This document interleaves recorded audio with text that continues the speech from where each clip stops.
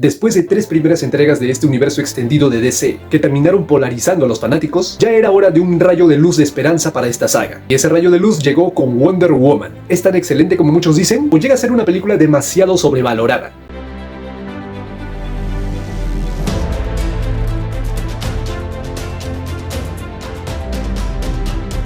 La cinta se centra en Diana, una mujer que reside en la isla de Themyscira, junto con un ejército de mujeres guerreras que se hacen llamar las Amazonas. Sin embargo, con la llegada de un hombre llamado Steve Trevor, la vida de Diana cambia rotundamente, lo cual hace que este personaje se embarque en un viaje para devolver la paz al mundo en los tiempos de la Primera Guerra Mundial. La premisa de la cinta es sencilla. Esta película se podría describir en tan solo un par de palabras. Por aquí hubiéramos empezado este universo. Uno de los problemas que tenía las primeras películas del universo extendido de DC, que sí, a pesar de ser prometedoras, que dejar cabos sueltos para los fans, guiños de aquí y por allá, se terminaban desordenando entre sí y perdiendo el foco central de la historia. Pero esta película, al ser una precuela, aprovecha bastante bien su historia para que sea de lo más lineal y que la gente no se pierda. Y esa es una de las virtudes que tiene la película. Y bueno, otra de las virtudes obviamente es Gal Gadot. Gal Gadot como Wonder Woman te cierra la boca a muchos de los que pensábamos que no podría caber en este papel. Muchos podrán decir que no, yo hubiera esperado a alguien más musculosa o a alguien más llamativa en el papel. ¿Para qué quieres eso si tienes a Gal Gadot que cumple con todas las expectativas para el papel de Wonder Woman? Además provee un carisma impecable. Junto a ella tenemos a Steve Trevor, interpretado por Chris Pine, la estrella de la última saga de Star Trek, donde interpretó al Capitán Kirk. Estos dos personajes se roban completamente la película, ya que desde que Diana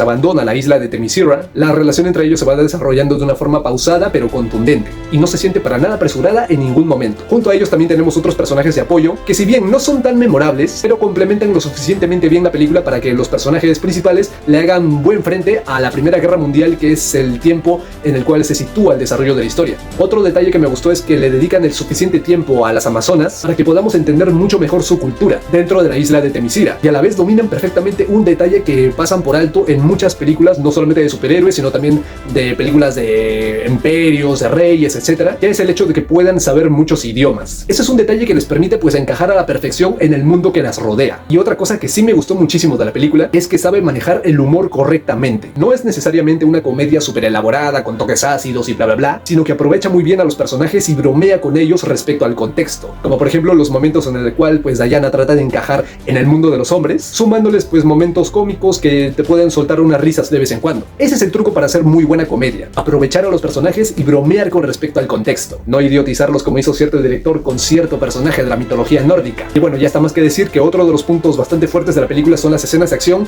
que a pesar de que se sienten un poco escasas debido a que es una película de superhéroes situada en un contexto bélico, como en este caso es la Primera Guerra Mundial, pero terminan siendo lo suficientemente favorables para que te quedes satisfecho, como por ejemplo las peleas de Wonder Woman contra los nazis y contra los alemanes. Y obviamente no hay que olvidar de mencionar la que para mí es la mejor escena de toda la película, la escena de las trincheras, que es súper épica cuando Wonder Woman decide entrar en acción y cuenta con la ayuda de Steve Trevor y otros personajes de apoyo. Es un momento fenomenal. Y bueno, si a eso le añadimos el detalle en el cual le toman la fotografía que vimos en Batman vs Superman, me gustó mucho ese detalle, que ya lo tuvieran pensado. Como ya dije hace un momento, Gal Gadot es espectacular como Wonder Woman, y si a eso le añadimos la música que le pusieron al personaje, hace que tanto ella como la música se te queden grabadas en la cabeza por muchísimo tiempo. Ahora, esta película también tiene puntos en contras, como por ejemplo los villanos. Como villanos bastante secundarios y terciarios que están en la historia y no es que hagan mucho que digamos. Tenemos al general Ludendorff y a la doctora Veneno, que si bien cumplen con el típico cliché de alemanes malvados y bla bla bla, son personajes de lo más planos, escasos y olvidables. Y como el villano principal que está ahí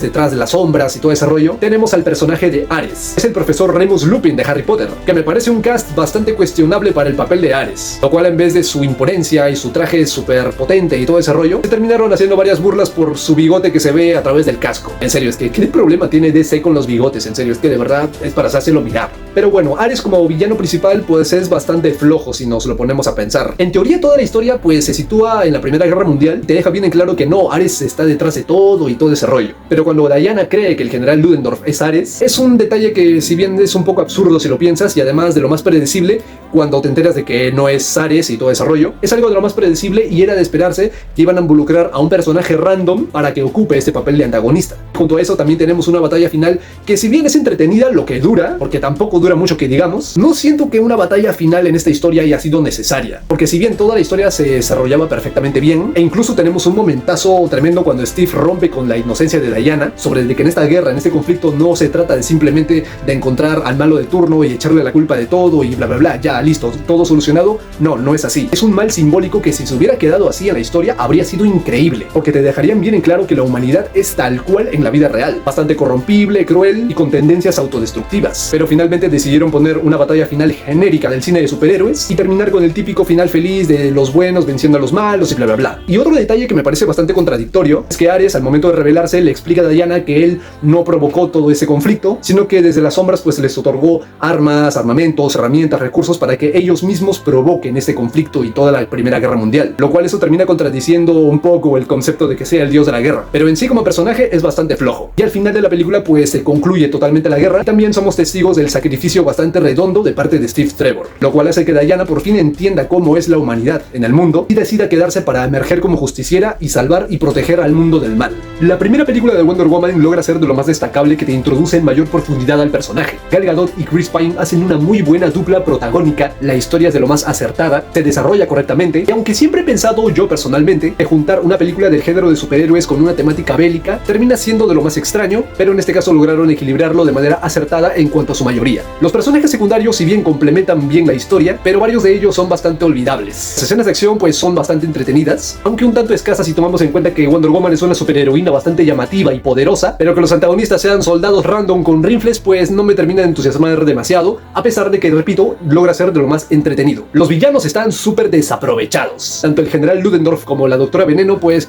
son personajes NPCs de fondo que la verdad te dan de lo más igual. Y con Ares pues no es muy diferente que digamos, ya que pese a tener una pequeña mini introducción al principio y después se revela en todo su esplendor al final de la historia, pues te da la sensación de que no está muy bien aprovechado lamentablemente. Y la pelea final, que sí es épica, entretenida y todo lo que tú quieras, pero termina siendo de lo más innecesaria, ya que mancha bastante el mensaje que la película quería transmitir. El villano es derrotado de la forma más simplona. En conclusión, Wonder Woman es una película de lo más acertada en este universo, logra ser entretenida, aunque al principio un poco lenta, pero llega a cumplir las expectativas y te deja con un sabor bastante agradable de haber visto una buena película protagonizada por un personaje femenino y bastante bien escrito. El personaje es imponente, carismático, y Gal Gadot le transmite esa caracterización de lo más solvente al personaje. A pesar de sus errores, logra ser de las más acertadas dentro de este universo extendido de DC y una de las historias más sólidas que se desarrollaron dentro de esta saga, que terminó siendo de lo más caótica. Y eso ha sido todo por hoy, mi gente. Si les ha gustado este video, les invito a que le den un buen like. Si les gusta el contenido, por favor les invito a que se suscriban al canal activando la campanita para no perderse ninguna puñetera notificación. Compartan el video con sus amigos, pueden seguirme en mis redes sociales, que de hecho les dejo los links en la descripción como siempre, y nos vemos en el próximo video.